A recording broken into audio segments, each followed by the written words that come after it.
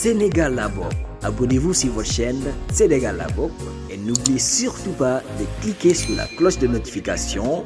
Sénégal la bokk, la chaîne des grandes valeurs. Fatou dafa am loo tàmbalee nga ne Ousmane Sonko dem na ba reconnaître que ne dafa violent. Quelqu'un qui aspire à diriger un Sénégal de paix. Quelqu'un boo xam ne lu mu néew am na ay jeunes yu la topp.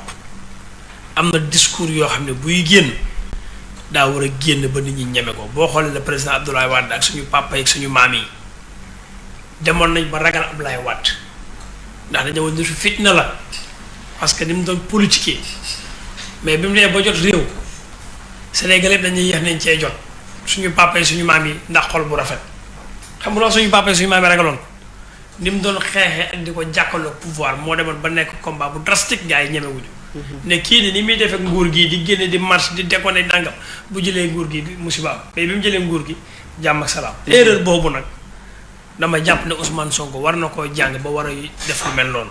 ndax en dehors de discours bi nga xam ne tenir na ko te Ousmane Sonko tout le temps il a des discours violents il pousse la jeunesse à se sacrifier et ñoom seen njaboot bokkuñu ci ñiy sacrifier wu donc discours yooyu.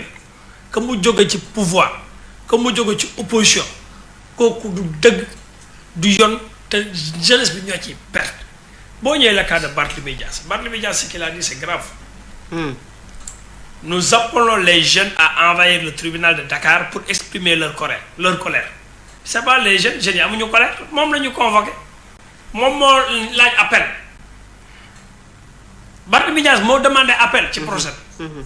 Appel bi la ko tribunal fekk si justice ne ko kaay nangul nañ la ko ñëwul wuy si kon moom moo am colère pourquoi mu bëgg a jël colère boobu transféré ko ci jeunesse bi mu tegaat ci ne et partout où vous serez à Dakar donc maanaam manifester leen seen colère fu ngeen ne ci réew mi mu tegaat ci ne je vous appelle à la résistance a-t-il demandé lors de sa conférence de presse d'hier. Lui il a un mérite, celui de participer à cette résistance. Je ferai cette même résistance au sein du tribunal pour mettre fin au cirque. Effectivement bu dee cirque la moom acteur la ci cirque bi bu dee cirque la pouvoir bi mu koy condamné acteur la ci bu dee cirque la Ousmane Sonko acteur la ci bu dee cirque la président Macky Sall bi nga xam ne dama naj justice bi aussi te ñu bëri di ko tuumaal cirque la. Donc ce sont les Sénégalais qui moo sont tax ma ne ce sont les citoyens lambda sénégalais ñooy perte. ñoom la ñu respecté wul au moment où on parle de ndox yaa ngi fay ay facture ndox te gisoo ndox amoo ndox bu baax au moment où on dit que les factures de courant cher nañ au moment où le panier ménagère dafa cher mburu amul tey grève baa ngi ci liggéey jafe na nit ñi sonn nañ sës nañ dëkk bi embouteillage mu ngi rey nit ñi bu yàggee seen revenu ci oto yi day cher parce que embouteillage li muy lakk ci essence ak gasoil borom auto particulier yaa ngi dee yooyu yëpp ay conséquences la yoo xam ne pouvoir da cee war a conscient opposition war cee conscient et je lance un appel à Barth et à Ousmane Sonko et au pouvoir élection lañ jëm yow tu aspires à diriger la mairie de Dakar et à diriger les Dakarois après yow tu commences à convoquer la violence c'est pas la violence mooy tax ñu fal leen nañu bàyyi di influencer la jeunesse sénégalaise nañu bàyyi di jéem a teg bras de fer gis naa ci réseaux sociaux yi benn directeur bu président Macky Sall nommé par décret irresponsable qu'il est nee na day tontu Barthélémy Dias Facebook dugal image Barthélémy Dias bi muy yor fetal di dóor. Vous croyez qu'un DG nommé par décret par le président de la République ma war a taxawu coonoy askan wi kooku responsabilité nit ku responsable dina jël image boobu di ko circuler ci réseaux sociaux voilà un bandit voilà quelqu'un qui appelle à la résistance. Et c'est lui qui a fait un directeur général dafa am loo xam ne noblesse la dafa am loo xam ne cër la dafa am loo xamante ne grandeur la mais bu ñu demee ba ñi nga xamante ne ñoom le président Macky Sall nommé par décret ñu war a yor la destinée des citoyens sénégalais bu dee arrogance bi ci ñoom lay feeñ bu dee injustice bi ci ñoom lay feeñ bu dee ñoom dañuy woon président ne ñu ngi xeex opposition bi lay xeex pour nga gën a kontaan ci ñun ba tax ñuy créer ay balivernes ay arrogance verbale mais loolu aussi day gën a jaxase xelu askan wi parce que tey ñi ànd ak président Macky Sall heure bu ñu saaga Barth wala ñu saaga Ousmane Sonko waa kër Ousmane Sonko dañuy gën a fippu donc ñaari camp yooyu jàkkaarloo dañoo war a noppal askanu Sénégal et la jeunesse ngir yàlla war a suulixi nañu dellu suñu xel gis nga politiciens yi nga ànd ak ñoom ceeb diwlin suukar casquette moom ngay am boo amee liggéey yu précaire lañ lay jox contrat salaire yu baax yépp seen i proche lañ koy jox contrat CD yu baax yi seen i proche lañ koy jox contrat CDD yu baax yi sur salaire yi ñuy signé seen i proche après yow nag nga nekk ci biir masse bi fondu ci seen biir gëm leen naan woy moo fi ne parce que juste amul des fois gis ay militants yu topp ay responsable di leen di xeexal combat di leen di porter combat te au fait xamuñu texte yi lan la ñu wax ci responsable boobu ñu topp militant bi xamul texte yi xamul loi yi nga xam ne mooy condamné wala du condamné dañoo daal di topp ci riir bi rek wuti xeer mais demain suba bu fekkee ne dañoo am yéene taal dëkk bi parce que dañoo convoqué Barthélémy Dias y a problème Barthélémy Dias kañ bu fekkee li muy woote woo dëgg la ci moom moo lancé woon appel woo nañ ko na jóg ndànk dugg otom ànd ak ay ñaari mbokkam comme ni nga ko waxee dem tribunal wuyu ji Sénégalais yi ñu ngi seetaan di déglu justice bi xam nañ ne benn côté dafa jeng am na nag lu ma waxoon fan yee passé ma ne soo ko jëlee ci calcul mathématique politique mois de juillet ci la tribunal envoyé woon convocation mai juin non juillet août septembre octobre ñu ngi ci novembre bu fekkee pouvoir actuel bi dañ ko calcul mathématique kon dañoo jàpp ne ci mois de novembre bi avant le 10 dañuy def le dépôt des listes des candidats te xamu nañu dina nekk candidat kon convocation bu dee mathématique politique dama jàpp ne bu fekkee moom la état bi def c'est pas du tout normal bu dee ay schéma politique c'est pas du normal mais nag ñoom am nañ argument ñeneen dañ ko convoqué woon boobu fekk na jàpp ñu def élection yi parce que élection yi 2019 la pousse nañ ko puusaat ko mais ak lu munti am non à la violence que ça soit du pouvoir que ça soit de l'opposition que ça soit de la société civile amul fenn fu nit wala prôner la violence au moment où jamono ji Sénégalais yi sonn nañ violence bi day toj ay oto jàmbur la ñuy toj ay taxi jàmbur yàq ay bien wu jàmbur après ñoom seen i doom attendez ça le plus grave mooy où sont leurs fils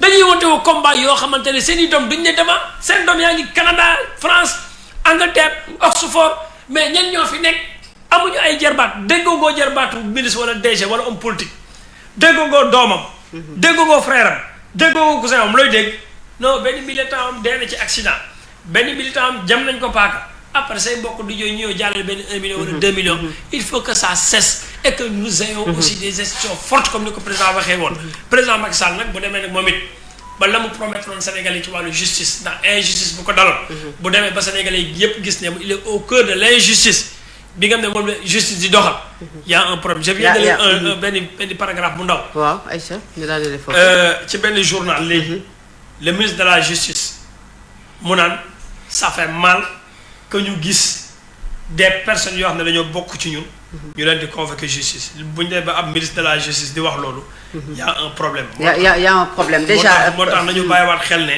mu ngi nii dafa ne Malick Sall à l'hémicycle nee na c'est douloureux de voir un des nôtres répondre à la justice est-ce que lii un ministre de la justice bu transparent bu équitable mooy sunu doxalinu réew waaye paasan dañuy wax ne résistance sax dafa bokk ci biir démocratie souvent ñoom ñi faree ci kujje politique gi résistance peut-être la ñuy woote ndax dégg nañu maa ngi koy rappeler sànq Ousmane Sonko ne su leen neexee ñu wax ne man nitu violence la seen problème la c'est-à-dire que kaddu googu mi ngi koy dégg ay kaddu Barthélémy Dias muy déjà violence kaddu yoo xam ne dafay dëgër ba nit ñi dañuy tiit bu ñu waxee résistance parfois dañuy jël exemple li xew gis nañu démb Kédougou la nga xam ne moom moo fa xew ca préfecture ba ci li nga xamante ne moom moo dox ci diggante ña nekkoon ci biir préfecture bi grenade lacrymogène yi ak Moustapha Guirassy ñu gis suba li nga xam ne ñu ngi koy dégg est-ce que duñu tiit ne muy pouvoir comme opposition kenn ku ci nekk yaa ngi dugal germe ñu dippee violence fii ci Sénégal.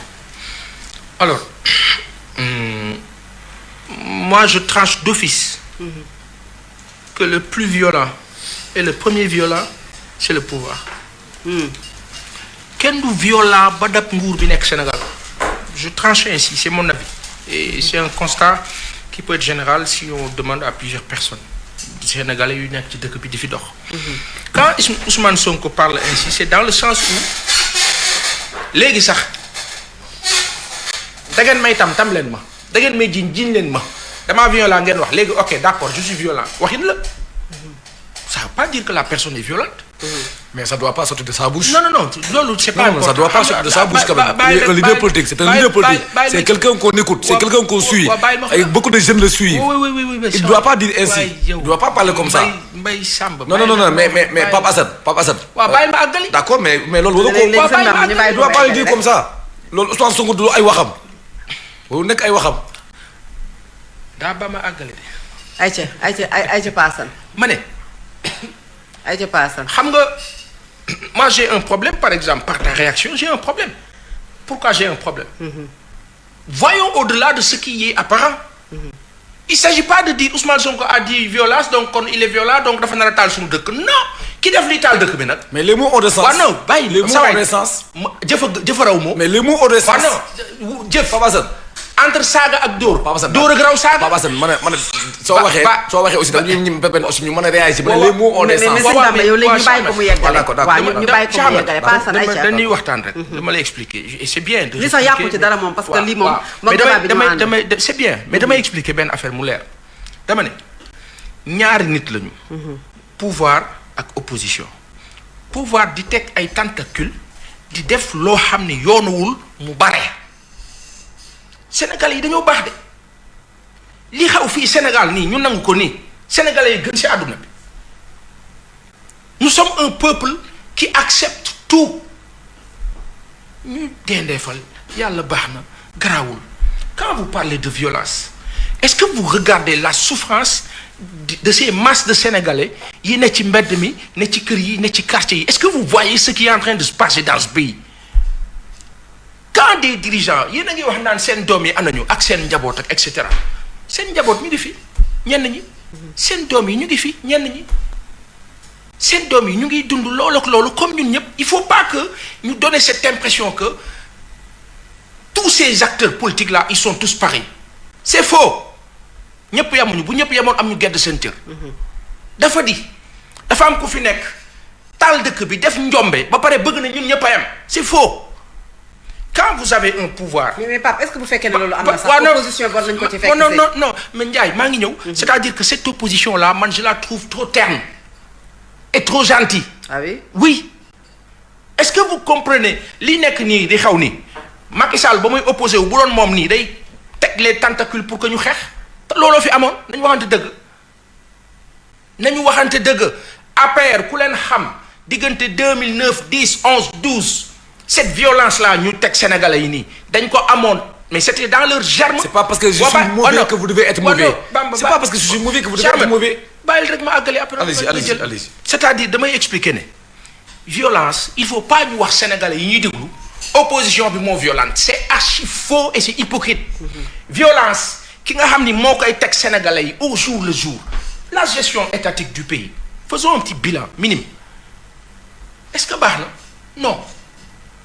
Est-ce que violence mën naa romb xool ay sénégalais nga sàmm jox leen sa kàddu 5 ans lay def wax ñëpp dégg àdduna bi foo taxaw wax ko taxaw ak Hollande ku ne wax ko ñëw ba 2019 jub 2019 organisé wu ak sa conseil constitutionnel ne non sama kàddu daal amul valeur vu que conseil constitutionnel moom nee na constitution bi lii la wax. ok sénégalais yi nangu baax ba dee nga ñëwaat toogaat ak sénégalais yi. jàkkaarloog Sénégalais yi 31 décembre 3e mandat nga ne non oui j'avais dit que 7 ans laay def après 7 ans yi un mandat de 5 ans c'est fini pour une seconde réponse nga ne non je dirais ni oui ni non am na lu gën a violent lool ci àdduna léegi ñun sénégalais man sénégalais ma ne kii ñuy teg lii li muy teg yoonuwul bu yóbboo ngeen jóg ñu bañ ñu ne non man dama violent gars yi ñu xool li ñuy wax la vérité. Barthélemy moo sàkk woon appel oui jamono bañ koy soxlaa pour mu def ko new fi mu ngi Canada qu'est-ce que vous voulez léegi ngeen tegaat norme pour que mu agsi woy élection yi bi ñu koy def bi ñu koy programmer xamuñu woon xam ngeen vous avez vos manettes et leviers programmez quand vous voulez bàyyi leen ko mu nekk candidat et cetera mais le même procédé le même processus bi amoon contre Ousmane Sonko Khalifa Ababacar Sall tous ces opposants mooy amaat ministre bi li mu wax noonu Malick Sall loolu jooyu xol la xam nga mooy lan ay waay lii de vraiment bu ma ci mënoon dara waxin la lii de su ma ci mënoon dara du demee nii mënu ci dara parce que ñëpp a gis li xew te tey jii nii bala ñu doon xam ne mënu ci dara mu jéemoon def astuce pour que ñu ne non gars yi du ñu lever seen immunité parce que mais xam nañ ni amuñu choix mu waxee noonu loolu du violence la quand il s'est agi de Khalifa Sall Ousmane Sonko immunité bi dañ ko lever en un temps record tap jàll ci leneen te pourtant bi ñuy lever immunité Khalifa Sall il avait le droit à la perche à prêcher amoon na droit parole en tant que député il avait le droit de se défendre à l'Assemblée on le lui a refusé loolu du violence ba ma àggalee damaa dem ci la nga xam dana ma kaa tere voilà. alors sëñ Bamba est-ce que du acte yi nga xamante ne pouvoir daf koy poser moom mooy indi peut-être cette réponse bi nga xamante ne dañuy jàpp ne parfois ñoom ku jëkk politique résistance lañu ko jàppee mais nit ñi dañ koy interpréter ci violence boo xamante ne li muy jur ëllëg mooy li ñu fi dundoon ci les événements de mars li ñu fi dundoon ci ay jamono peut-être ci bi ñuy wax 3e mandat bu président Abdoulaye Wade ak yeneen yoo xamante ne ay bakkan mën na ci tuuru. Fatou man li ma intéressé mooy ñun ñu xamante ne ñun.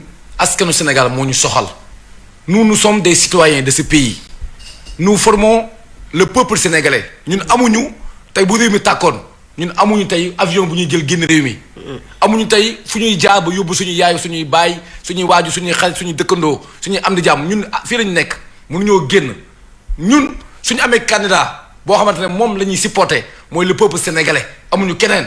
ñu peuple Sénégal moo ñu soxal mooy ñu nekk si kaw si mbedd bi di dox. mooy ñu nekk si marché bi di jaay mooy ñu nekk si Colobane ñu nekk Sandaga ñi nga xamante instant ñu ngi ñibbi circulation bi am ñi nga xamante ñu ngi si marché yi si mbedd bi ñoo ñu soxal. politiciens yi du ñuy jàppee comme ay cobayes kenn du ko def que ça soit ñoom ñëpp muy tous les politiciens qu'ils soient au pouvoir qu'ils soient dans l'opposition Pape Assane j'aurais voulu que dans votre argumentaire que nga jox ñu ay solutions man dama ne ils sont tous violents qu'ils soient ceux qui sont au pouvoir que ceux qui sont dans l'opposition te loolu du seen wareef parce que bëkki Demba Ndiaye lañ fi dund mois de mars yaa ko wax dama see am ñu ma si ñàkk waaye yëmbal dañu see am doom bu ci ñàkk. ba tey jii nii waxuñu ñu ba léegi ñan ñoo sookee mbir mi waxuñu ñu ba léegi ñan la si jàpp. waxuñu ñu ba léegi fan la mujjee. nga foog ne politiciens yi saa su ne dañuy woo si ay violence dañuy woo si ay débat dañuy woo si ay jug leen génn leen ñu bëgg leen topp ba kañ bu nekkee état duñ ko topp bu nekkee opposition bi duñ leen topp duñ si topp kenn la politique sénégalaise manque de classe ces temps-ci amatul classe ñi fi nekk ñëpp li ñuy politiquer baaxul loolu moo tax je viens de comprendre pourquoi les partis politiques mënatuñoo gagner dara et les mouvements commencent à naître. bul ñaawalee ni ñuy politiquer ñoom ñëpp. baaxatul bañ naa ba wax dama ne actuellement baaxatul beneen bi mooy. lu ko banal. moom laay développé. dama ne beneen mooy bu ne Pape Assane boo nee état bi dafa moom mooy njëkk violence bi ñun far ñu si état bi ñun suñu yónnee ko si état bi def d'ailleurs sax c'est pas parce que l'état sa yoon lan. ma ne suñu yónnee ko si moom bu ñu def violence.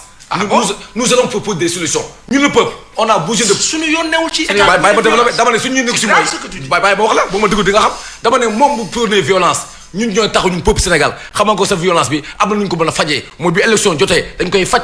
te duñu ci xeex. yow sa élection te duñu ci ne waaw de toutes les façons nous de toutes les façons ñun le peuple on va toujours proposer des solutions mais du leen wuy ci violence bi parce que ñun suñuy doom ñoo ciy dee ñun ñoo ciy dee kon ñun duñu leen topp ci loolu bu fekkee ne ñun amuñu baatu ginnaaw bu fekkee ñun amuñu ndombay baat il faut que ñu jëm a am beneen solution bu dul la violence dama lay benn affaire déjà bu ñu waxee ci opposition bi mais ceux qui sont dans l'opposition que ça soit Sonko que ça soit Barthélémy Dias ils sont tous violents.